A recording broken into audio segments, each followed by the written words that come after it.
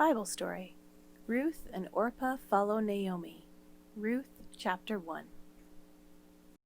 Today's Bible story from the book of Ruth is one that is hard and sad, but it's important for us not to run away from what's hard and sad because hard and sad times can be part of life.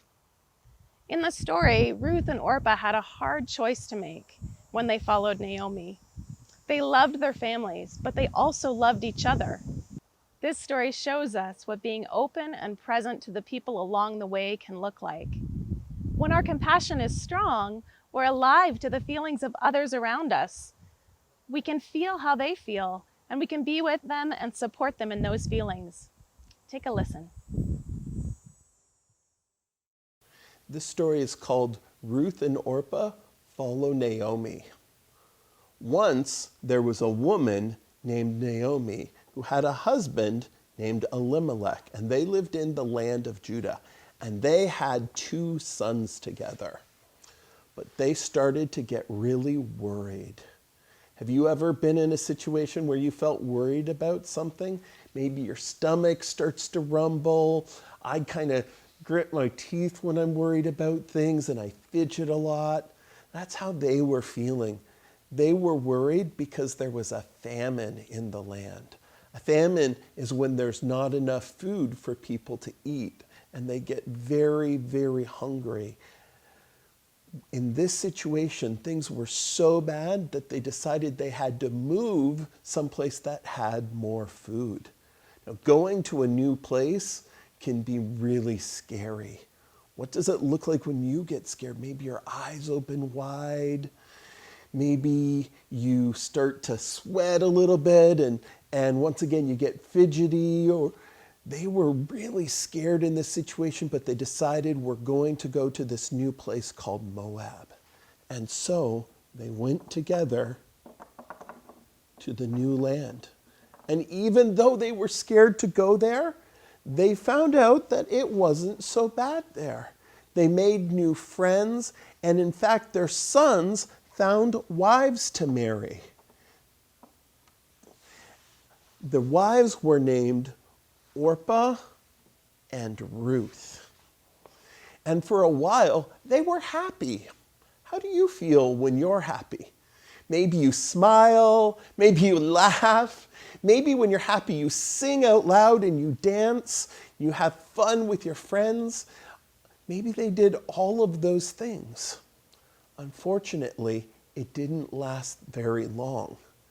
After not too long, Elimelech got sick and he died. And soon after, both of Naomi's sons died too, and she was left alone with Ruth and Orpah. Naomi felt very sad. What do you look like when you feel sad? Maybe you frown, maybe you cry. It's okay to cry when you're sad about something. She felt very lonely, and she missed her family back in Judah. And so she made a decision that she was going to go back home. So she turned to her daughters-in-law, Ruth and Orpah, and said to them, "I am going to return to my home." They said, "We will go with you."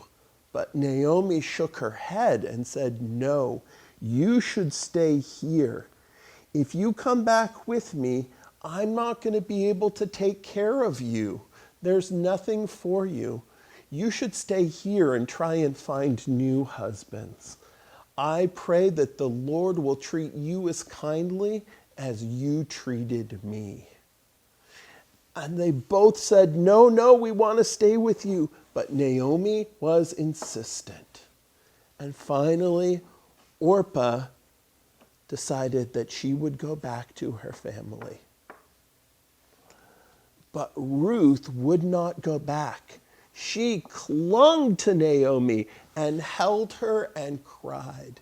Have you ever clung to someone, maybe to your mom and dad when you were scared by something or you missed them and you just needed to touch them?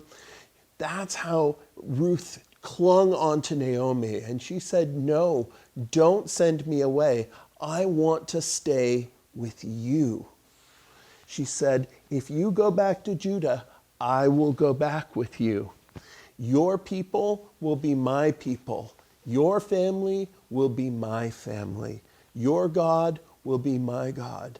And if you die there and are buried, I'll be buried in the same place when I die, because I want to be with you. When Naomi saw that she could not convince Ruth to stay, they went together to the land of Judah, where they lived, and Ruth helped take care of Naomi and was like a daughter to her.